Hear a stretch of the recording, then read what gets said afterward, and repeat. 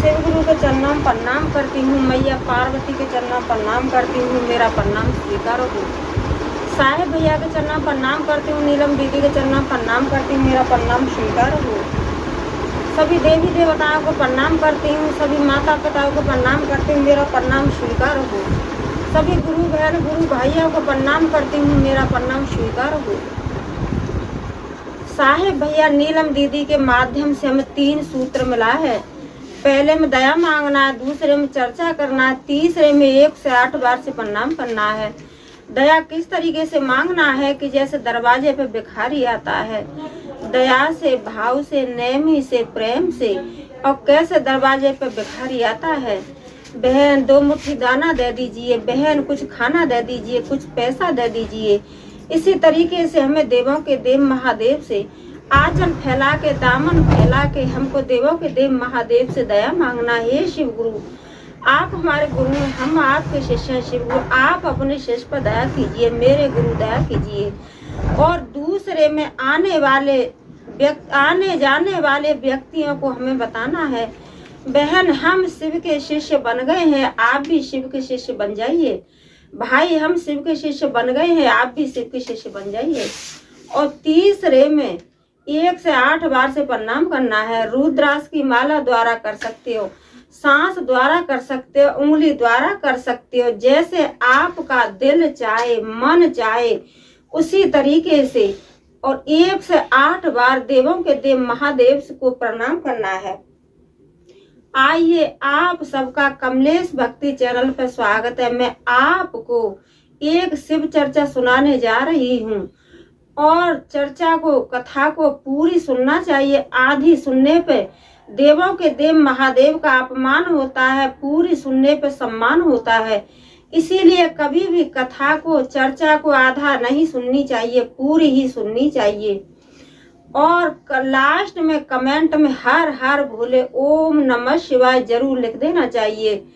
क्यों कि नमः शिवाय लिखने से और बोलने से घर में सुख शांति आती है और सब दुख कलेश सब कष्ट दूर होते हैं। इसीलिए कमेंट में और लास्ट में हर हर भोले ओम नमः शिवाय जरूर लिख दीजिए। और आप नए हो तो मेरे चैनल को लाइक, शेयर, कमेंट, सब्सक्राइब कीजिए। आइए आप सबका कमलेश भक्ति चैनल पर स्वागत है। एक शिव शिष्य भक्त थे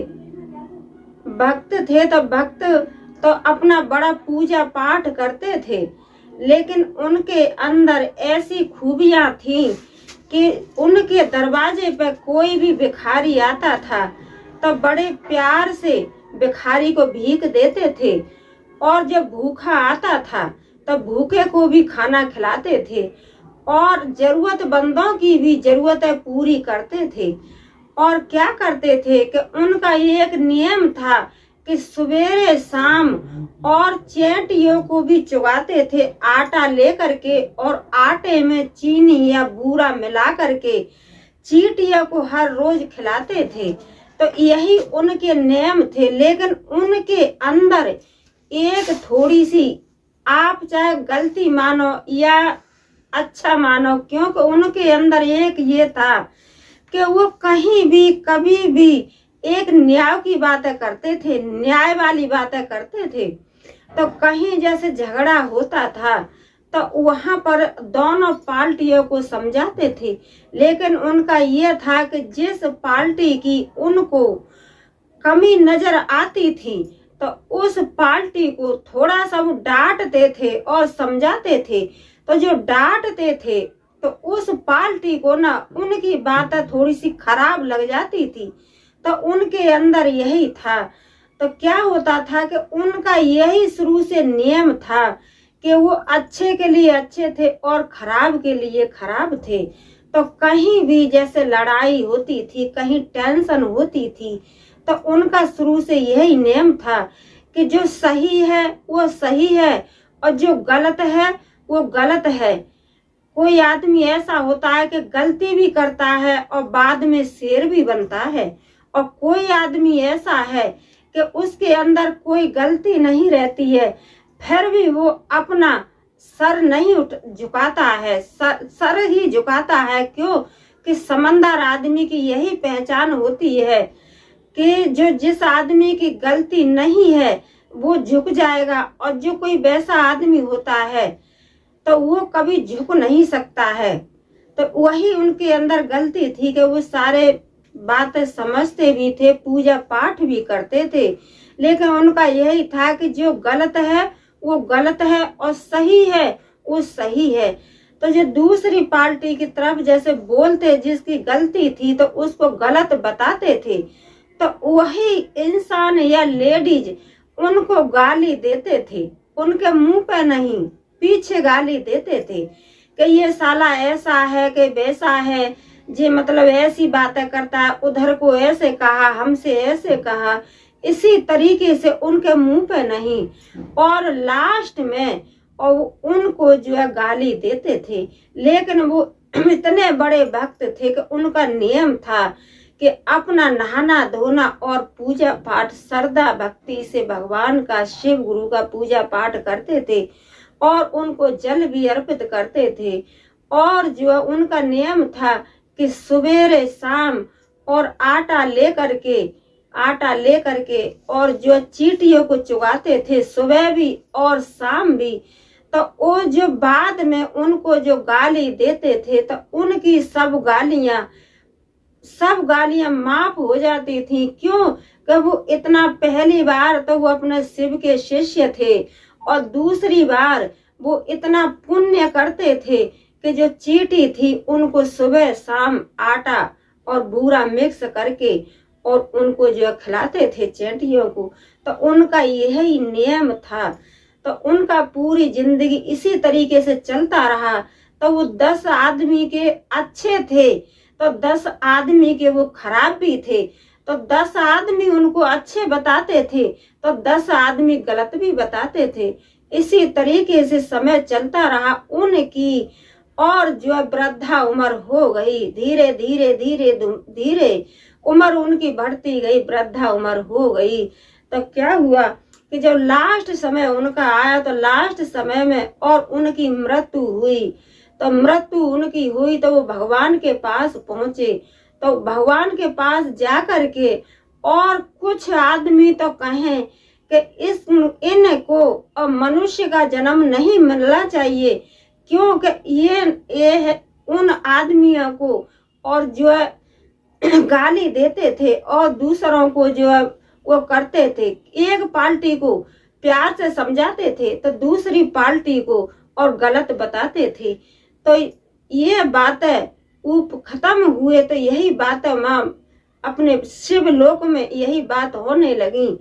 शिवलोक में यही बात हो रही थी कि ये एक पार्टी के लिए समझाते थे तो एक पार्टी को ये डराते थे, धमकाते थे। तो इनको जो मनुष्य का जन्म नहीं मिलना चाहिए। तो अपने प्रभु अपने भगवान, अपने देवों के देव महादेव वो कहने लगे, समझा करके कहने लगे कि जितना इसने दूसरी पार्टी से समझाया और समझ में नहीं आया तो इसने उनको गाली दी या प्यार से समझाया या डांटा, तो उससे अधिक तो इन्होंने मेरा पूजा पाठ किया है और मेरा नाम लिया है। और उससे भी अधिक चींटियों का कोई घर नहीं होता है, चींटी का चींटा का कोई घर नहीं होता है। तो सबसे ज्यादा इसने और इतना बड़ा पुण्य किया है कि सवेरे शाम और ये चींटियों को चुगाता था। तो इससे बड़ा कोई पुण्य नहीं है। तो इसको और एक मनुष्य का ही जन्म मिलेगा। इतना इसने जो है इधर लड़ाई झगड़ा करता था तो इधर लड़ाई झगड़े को जो बुझाता भी था और मेरा नाम भी लेता था, मेरा 3 सूत्र का पालन भी करता था। और इसने चींटियों को चेटा, चींटियों को हजारों चींटियों को लाखों चींटियों को चुगाता था और उनको जो है पानी भी किसी में भर करके पानी भी रखता था। तो उन्होंने और अपने देवों के देव महादेव ने, प्रभु ने उनको, शिव शिष्या भाई को और दोबारा से मनुष्य का ही जन्म दे दिया। दोबारा भी उनको मनुष्य का जन्म मिला। तो यही कहते हैं कि जो इंसान पृथ्वी पर अच्छा बुरा पुण्य पाप कर्म धर्म जो भी करता है, प्रभु के न्याय उस चीज का सबका न्याय है। अच्छा बुरा कर्म धर्म दान पुण्य चोरी जो भी करता है, बदमाशी, तो इस चीज का देवों के देव महादेव प्रभु तो सारा कुछ देखते हैं। तो लास्ट में प्रभु के घर जाने पे और सबका पता चलता है कि कौन क्या करके आया है पृथ्वी लोक पे और क्या करके नहीं आया है।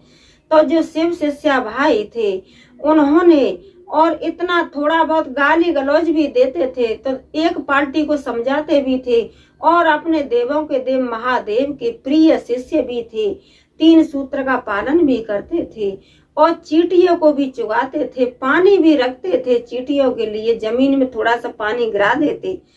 तो यही कहते हैं कि ऊपर में जाकर के पुण्य और पाप कर्म धर्म अच्छा बुरा चोरी हर चीज का न्याय ऊपर जाके होता है। तो मैं यही कहती हूँ कि हे देवों के देव महादेव, जैसे आपने उनके शिव शिष्या भाई के साथ में किया, ऐसा ही सभी गुरु बहन और सभी गुरु भाई और सभी माता पिताओं के साथ में करना। कि कोई कितना भी अच्छा कहे या गलत कहे, लेकिन प्रभु की नजर में और सबका कर्म धर्म दान पुण्य सब प्रभु देखते हैं। तो हे देवों के देव महादेव, जैसे आपने उन गुरु भाई की मनोकामना पूर्ण की, ऐसे ही सभी की मनोकामना पूर्ण करना, सभी की मनोकामना पूर्ण करना। और आप नए हो तो मेरे चैनल को लाइक शेयर कमेंट सब्सक्राइब कीजिए और लास्ट में हर हर भोले ओम नमः शिवाय जरूर बोलिए। बोलो मैया पार्वती की जय, बोलो शंकर भगवान की जय, बोलो सच्चे दरबार की जय। हर हर महादेव।